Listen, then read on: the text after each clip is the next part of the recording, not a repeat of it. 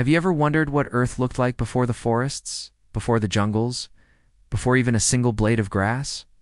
For billions of years, our planet's continents were barren, rocky landscapes, completely devoid of life.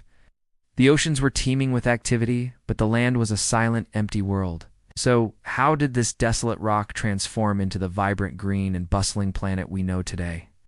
It all started with a revolution, a quiet invasion that would forever change the face of the Earth. Let's rewind the clock about 470 million years to a time called the Ordovician period. The continents were arranged differently, the climate was warmer, and the atmosphere had more carbon dioxide. In the shallow waters along the coastlines, a humble hero was making its move. These weren't towering trees or colorful flowers, they were simple, non-vascular plants, similar to modern-day mosses and liverworts. They didn't have roots, stems, or leaves like the plants we see today. They were just small, green patches clinging to the damp edges of the land where the water met the rock. Why was this such a big deal? Because for the first time, life was taking a permanent foothold on dry land.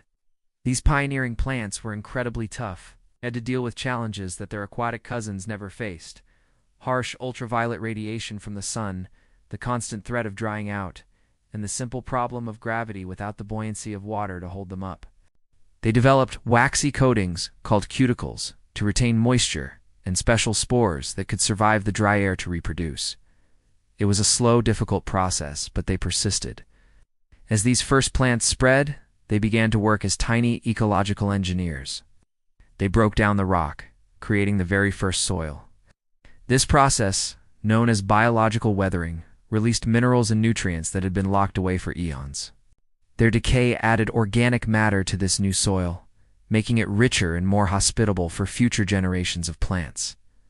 They also fundamentally changed the atmosphere. Through photosynthesis, they sucked up massive amounts of carbon dioxide and released oxygen.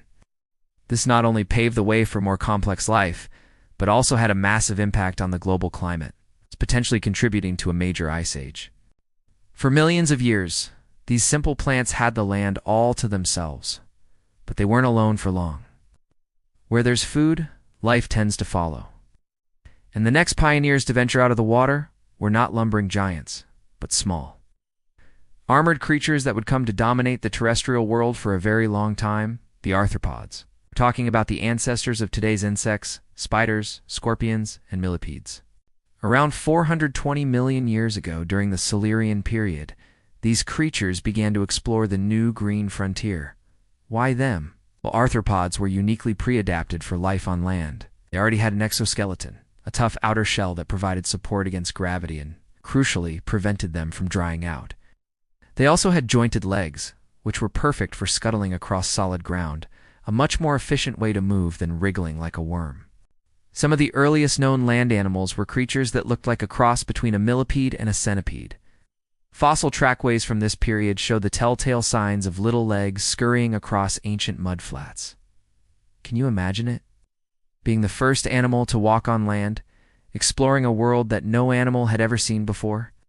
It must have been both terrifying and full of opportunity.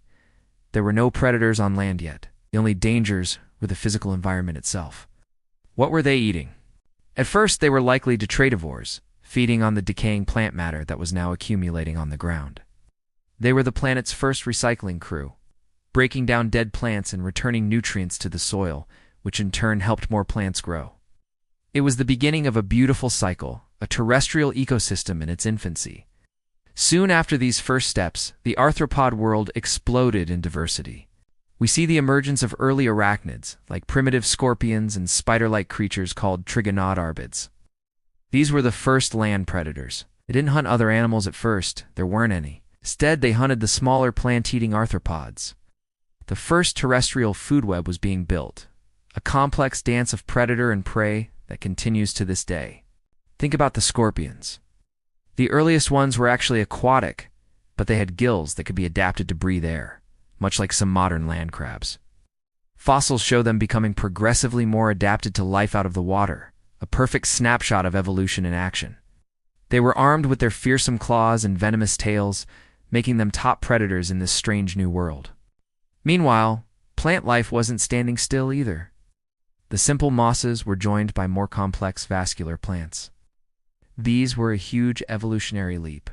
They developed specialized tissues xylem and phloem to transport water and nutrients, allowing them to grow much taller and move further away from constant water sources. They developed true roots to anchor themselves and absorb water from the soil and leaves to maximize their exposure to sunlight.